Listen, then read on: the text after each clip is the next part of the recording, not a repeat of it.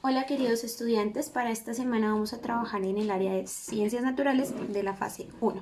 Como siempre, vamos a leer nuestro problema, nuestro subproblema. En esta ocasión no me voy a centrar tanto en el contexto, porque pues como ya lo hemos trabajado en las dos asignaturas anteriores, la idea es que ya lo tengamos un poco más interiorizado. Entonces vamos a leer únicamente el problema y el subproblema. ¿Listo? Nuestro problema general es que la comunidad del corregimiento de Vista Hermosa, ubicada sobre el piedemonte costero en el sur de la región pacífica, no cuenta con servicios básicos de asistencia, los cuales para este contexto serán reconocidos como derechos básicos sanitarios. Uno de ellos, y a los que no tiene acceso la comunidad, es el agua potable, viéndose aún más afectados por la actual crisis de la pandemia COVID-19. La principal actividad de los pobladores es la minería artesanal. Discúlpenme chicos, me perdí un poquito en la lectura, se me fue el renglón. Es la minería artesanal, la cual en los últimos años fue desplazando actividades laborales y tradicionales como la pesca. También es necesario señalar que otra parte de la población trabaja en la minería privada.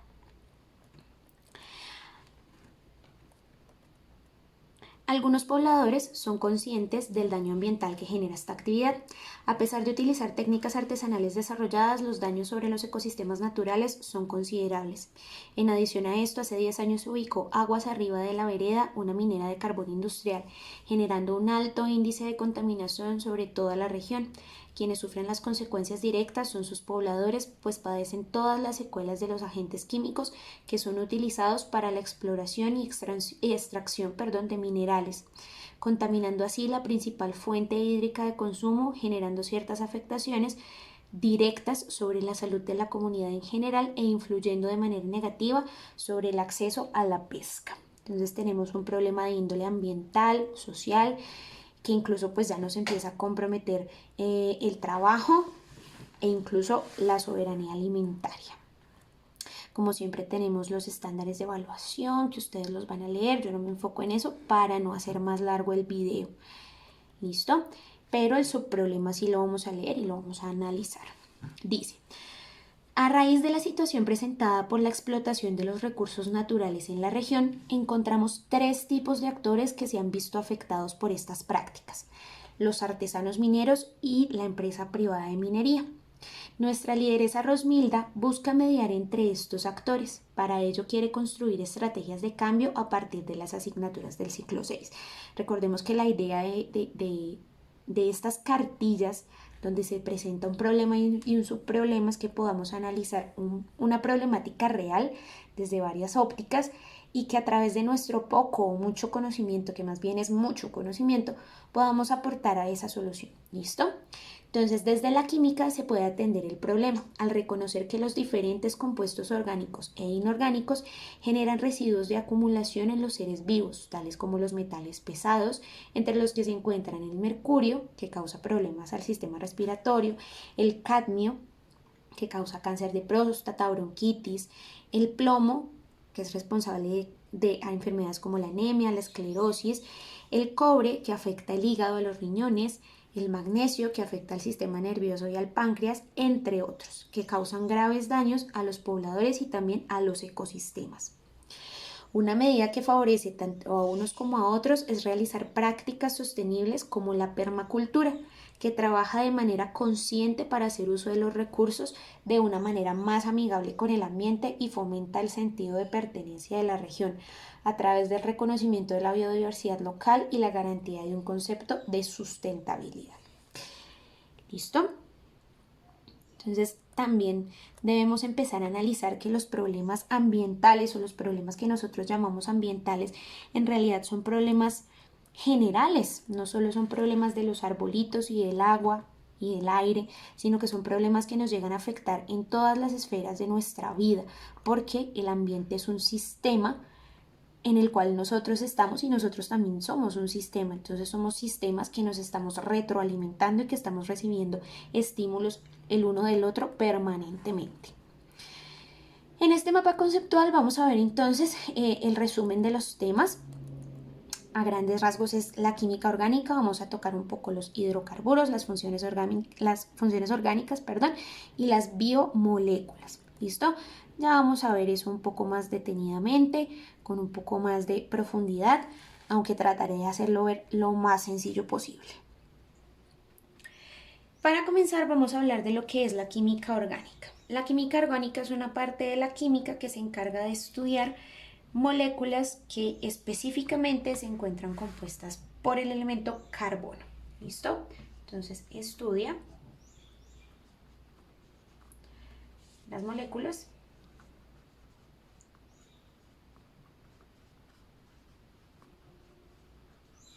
por eso vamos a encontrar que en muchos libros e incluso en nuestra cartilla mencionan la importancia del carbono, porque a esta química también se le llama a veces la química del carbono, por carbono. ¿Listo? El carbono es muy importante, se dice que es un elemento casi que mágico porque forma muchísimos millones de compuestos y es único, lo que ocurre es que es uno de los casi únicos elementos que es capaz de unirse a sí mismo muchas veces, es decir, formar cadenas de carbono, carbono, carbono, carbono, carbono, carbono, carbono. Muchos carbonos. Él es capaz de hacer eso. Muchos elementos no tienen esa capacidad. Eso se debe a que él es tetravalente. Eso quiere decir que él puede hacer enlaces por todos los lados. Tiene 4 formas de hacer enlaces. Acá está nuestro carbono. Él puede hacer enlace por acá, puede hacer enlace por acá, puede hacer enlace por acá y puede hacer enlace por acá. Y todos esos enlaces podrían ser carbonos o podrían ser cualquier otro elemento. ¿Listo? Cualquier otro elemento que sea capaz de enlazarse con el carbono, por supuesto. ¿Listo? Por eso se conoce como tetravalente. Tetra de 4. Entonces acordemos. Tan, tan, tan. Tetra, 4 formas de enlazarse. Otra cosa importante, otra curiosidad del carbono es que es sintetizado principalmente por seres vivos.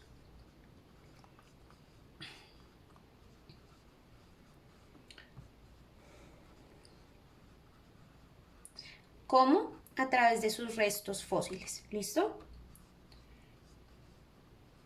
Aunque también se puede obtener de manera artificial. ¿Listo?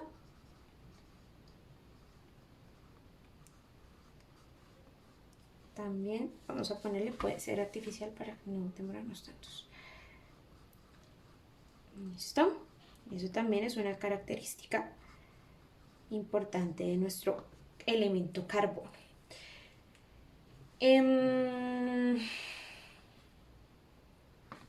Por ese motivo, bueno, y por esos motivos y otros más, el carbono se convierte en un elemento bastante importante. Una vez el carbono lo relaciona mucho, por ejemplo, con la estufa que usaba para cocinar o que usa para cocinar, cuando hace el asado también por allá le echa carbón, uno lo relaciona con eso.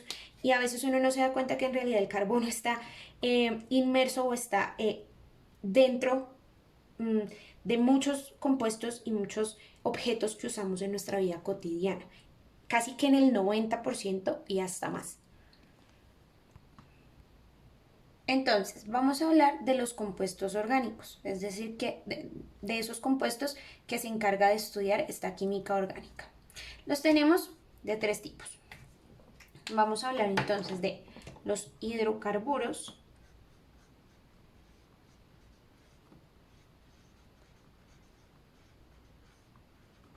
de los grupos funcionales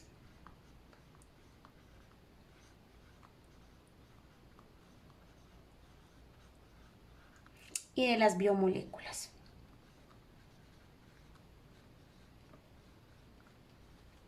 Hoy no nos alcanzó, bueno, vamos a ponerlo acá, biomoléculas.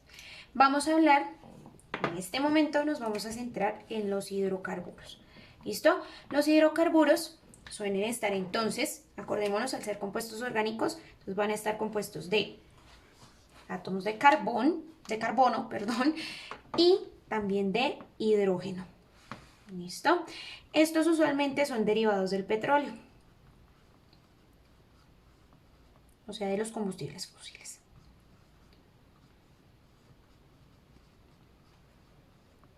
¿Listo? Todos sabemos pues que el petróleo manda la parada en muchas cuestiones económicas, al punto de que se le llama incluso oro negro, ¿no? Es súper importante esto, porque además es un recurso que sabemos que no es fácilmente renovable, es un recurso que se considera de hecho no renovable, ¿sí? Se forma a través de los restos fósiles, lo explicamos hace un momento, ¿cierto?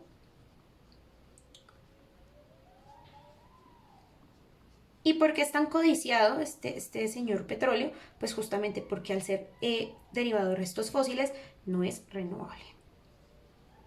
Por eso es costoso.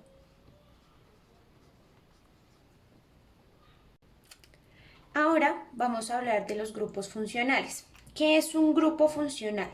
Es un átomo o es un grupo de átomos que va a caracterizar a una clase de compuestos orgánicos. ¿Cómo? A través de sus propiedades, es decir, ese átomo o ese grupo de átomos le va a dar las propiedades a ese compuesto. ¿Listo? Entonces, lo definimos como un átomo o grupo de átomos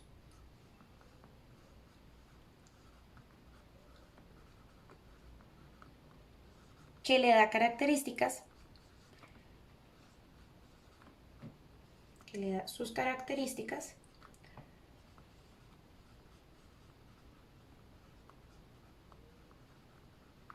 a una clase de compuestos orgánicos.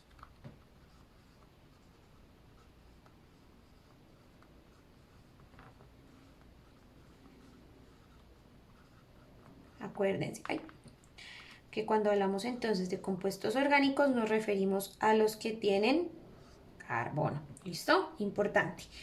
Y al darle características, pues determina sus propiedades, ¿cierto? Entonces, cuando hablamos de grupos funcionales, ya definimos lo que es un grupo funcional. Acordémonos, un átomo o un grupo de átomos que le brindan unas propiedades, unas características a un compuesto. ¿Listo? Entonces, dentro de esos grupos funcionales tenemos los alcoholes y fenoles. Obviamente, al ser química, a estos grupos funcionales los caracteriza una estructura química particular. No nos vamos a centrar en eso, sino más bien en las características de ellos y en cómo los podemos encontrar. Es lo más importante en este momento, es lo que más nos interesa a nosotros. ¿Listo? Que pueden obtenerse los alcoholes y los fenoles a través, por ejemplo, de la fermentación de frutas. Y su característica química es que al final de la cadena vamos a encontrar un enlace que dice OH. ¿Listo? Los ácidos carboxílicos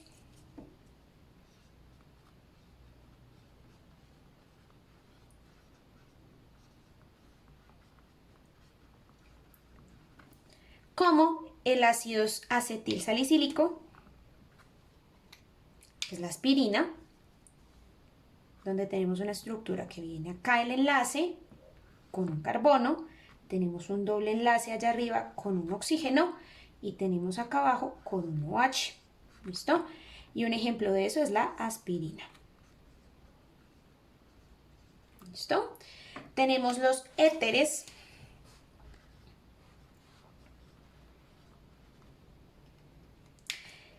que algunos, por ejemplo, se encuentran en las resinas de las plantas.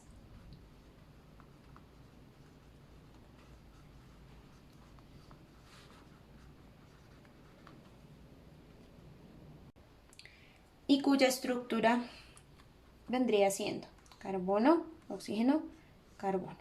O, en su defecto, cualquier otro átomo. ¿Listo? Que lo vamos a simbolizar con la R. Pero yo lo voy a dejar en carbonos porque estamos hablando de química orgánica específicamente. ¿Listo? Vamos a tener aldehídos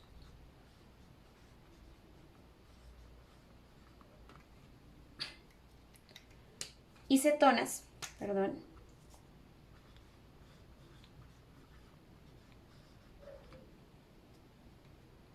¿Sí? Aldehídos como el formol, que nos sirve para preservar, ¿cierto? Para preservar tejidos, formol, y cetonas, que son disolventes.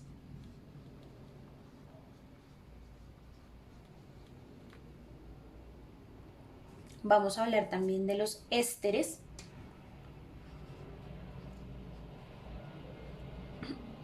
donde encontramos, por ejemplo, la cera de abejas,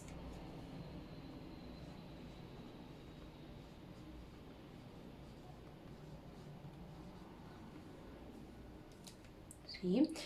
Vamos a encontrar amidas,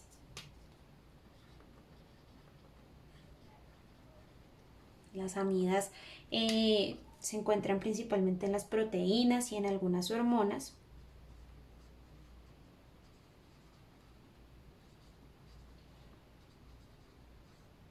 Ojo, no en todas, por eso dije algunas. Encontramos, por ejemplo, los nitrilos. No sé si ustedes han escuchado, por ejemplo, esos guantes azules que son más resistentes, que son guantes de nitrilo justamente.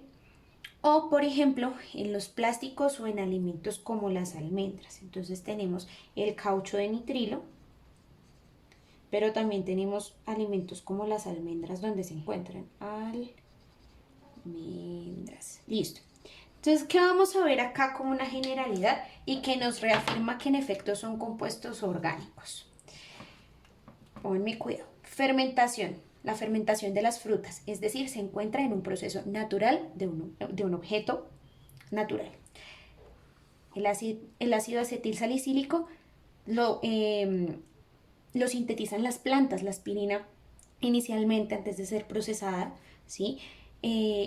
Su compuesto principal es sintetizado por plantas, resinas de plantas, ¿cierto? Cera de abejas, proteínas y hormonas, almendras, incluso el caucho se obtiene de manera natural con las resinas de las plantas. Entonces así se dan cuenta que todos estos grupos funcionales cumplen con una característica y es que son sintetizados de manera natural. Por eso podemos aún seguir hablando de una química orgánica. Y como les digo, más allá de la estructura química que claramente existe, lo que más nos importa en este momento es saber cómo se obtienen esas cosas o en dónde se encuentran estas cosas que a veces cuando escuchamos esos términos tan raros pensamos, eso no existe, eso es inventado, eso es por allá en el laboratorio, y no, miren que las encontramos en objetos o en procesos naturales. Ya para finalizar vamos a hablar de las biomoléculas, que se llaman así justamente porque hacen parte de los seres vivos. Las tendremos de tres tipos principales: carbohidratos,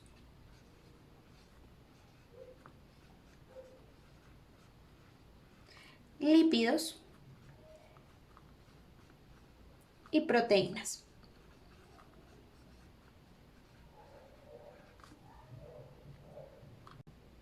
El primer grupo de estas biomoléculas son los carbohidratos, que se constituyen principalmente de carbono, este marcador ya se dañó, carbono, hidrógeno y oxígeno.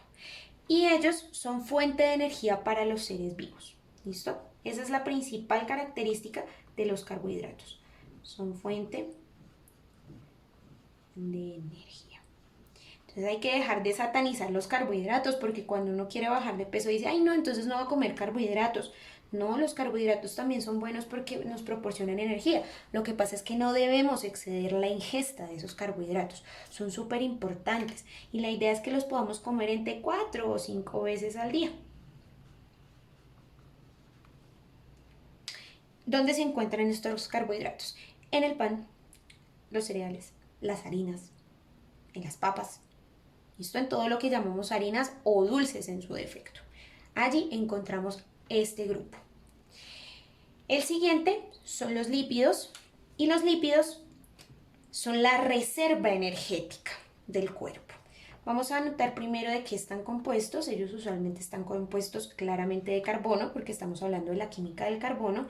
Están compuestos de hidrógeno, están compuestos de oxígeno, están compuestos de nitrógeno y están compuestos de fósforo. ¿Listo? Nitrógeno y fósforo.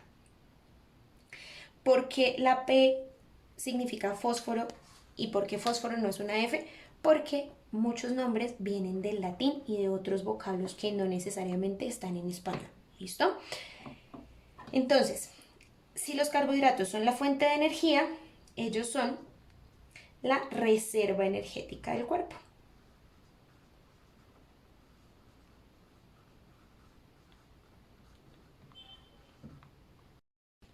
Los lípidos, además de ser la reserva energética del cuerpo, también se encuentran, por ejemplo, en las membranas.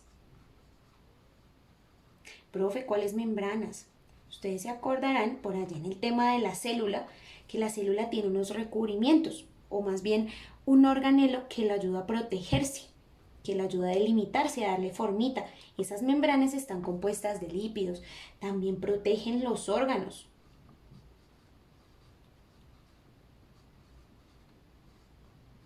Ven que los lípidos tampoco son tan malos.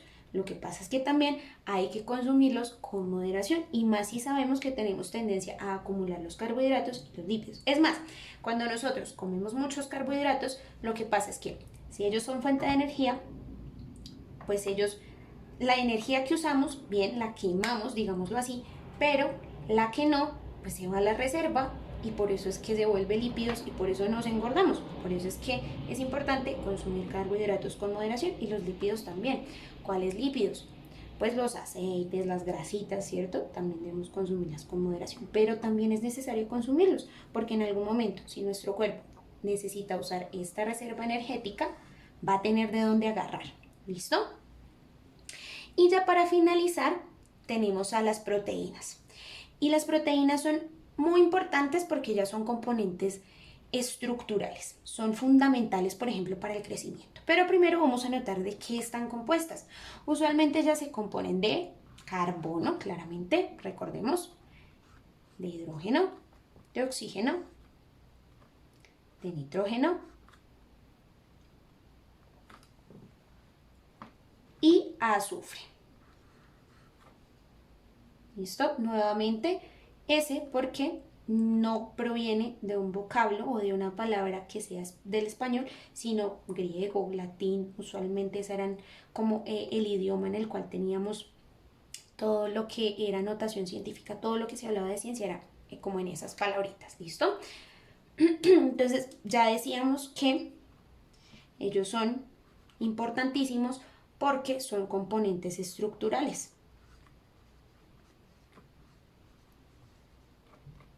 Componentes estructurales. Entonces nos ayudan en el crecimiento. En el crecimiento mientras vamos, digamos que estamos en nuestro desarrollo, pero ustedes también escucharán, por ejemplo, la gente que va al gimnasio, que consume unas proteínas y que compra unos frascos así grandes de un montón de cosas que se le dicen proteínas, porque nosotros, a pesar de que digamos que ya hemos completado nuestra etapa de crecimiento, podemos seguir creciendo. ¿En qué? En músculo, por ejemplo. Entonces, para poder construir ese músculo, cuando la dieta de todo esto no nos da suficiente, podemos consumir ese tipo de proteínas, aunque no son recomendables, ¿no? Pero eso es lo que suele hacer la gente que va mucho al gimnasio, por ejemplo. También son importantísimas porque tienen actividades enzimáticas. ¿Cómo así enzimáticas, profe? ¿Qué son las enzimas? Son esas sustancias que nos ayudan muchas veces a asimilar aquello que nosotros integramos a nuestro organismo. ¿Listo? También están, por ejemplo, involucradas en la respuesta inmune. O sea, para que no nos enfermemos tanto. También están en la hemoglobina, en la sangre. Entonces, las proteínas son fundamentales porque, nuevamente, eso también hace parte de lo que es estructural. Son una biomolécula estructural. ¿En dónde los vamos a encontrar? En el huevo, en el queso, en los lácteos, en lo que llamamos proteínas, es decir, la carne, el pollo, el pescado, ¿cierto? Las proteínas también pueden ser de origen vegetal, el aguacate, el maní. En todos esos alimentos vamos a encontrar a las proteínas. Y ya para finalizar, dentro de las biomoléculas también mencionamos a las vitaminas. Las vitaminas, hacen parte de estos compuestos orgánicos y se consideran que son reguladores del organismo.